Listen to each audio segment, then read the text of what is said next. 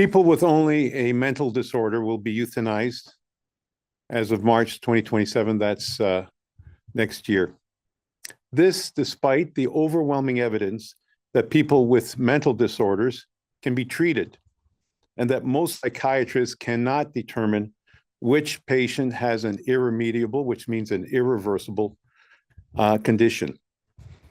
From a legal standpoint, those with mental disorders requesting euthanasia, which has been euphemistically called medical assistance in dying, do not meet the condition of free and informed consent, because the desire to die in most cases is a symptom of a mental illness.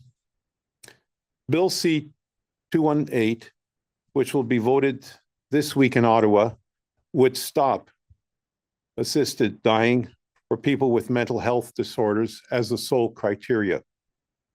This bill must be supported by our members of Parliament who care about their citizens and who value life. But lots of times people think, this is not going to affect us because I'm not depressed, I'm not anxious, but it could affect a member of your family. It could affect a daughter, it could affect a sister, a brother. It could affect a neighbor.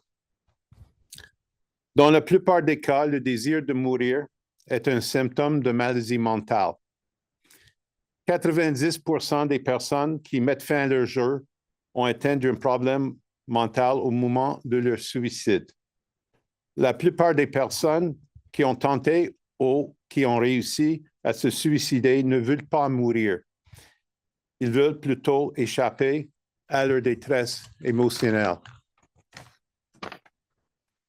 Selon une étude de la Harvard School of Public Health, 90% des personnes ayant tenté de suicider sans succès ne sont pas suicidées après le traitement. Avec le bon traitement, le suicide a disparu.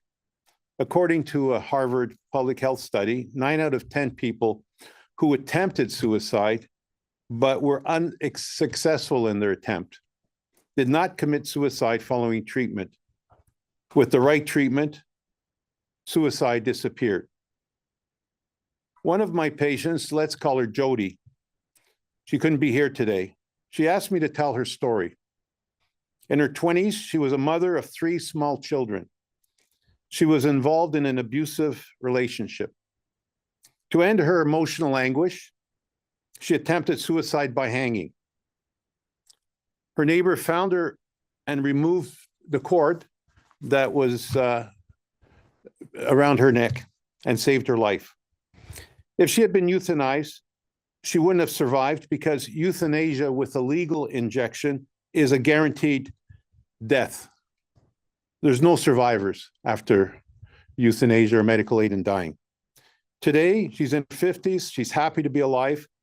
She mothered another son in a very good, healthy relationship and has 4 grandchildren.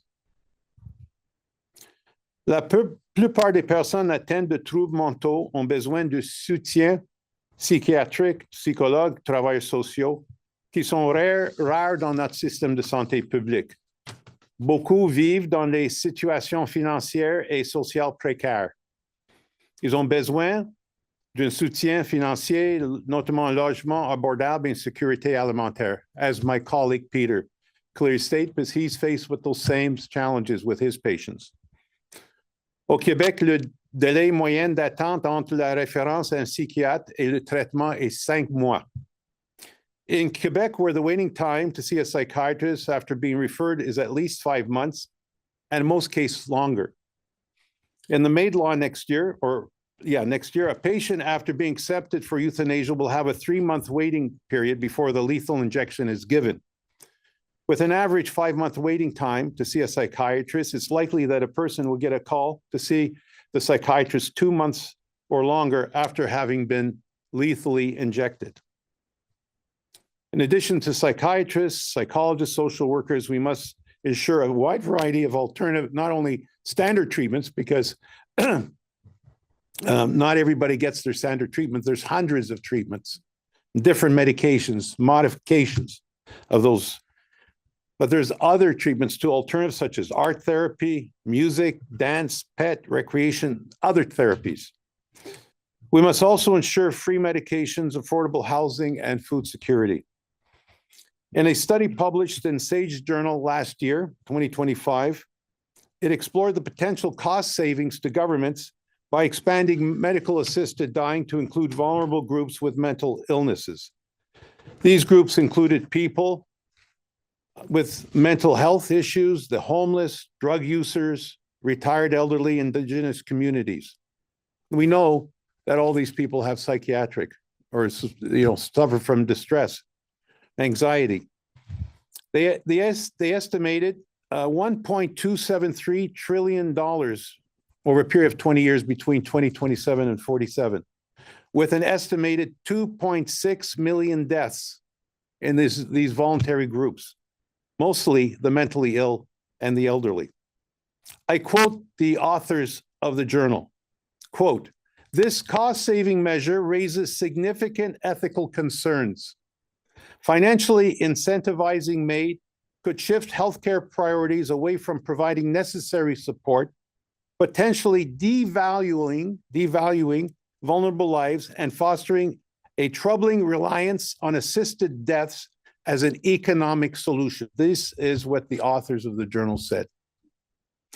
Les personnes atteintes de problèmes de santé mentale ont besoin de soins, de traitement et de soutien. Ils ne doivent pas être euthanasiés. We ask, we plead with our parliamentarians to vote in favor of Bill C-218 and bring an end to euthanasia next year for those with mental health problems.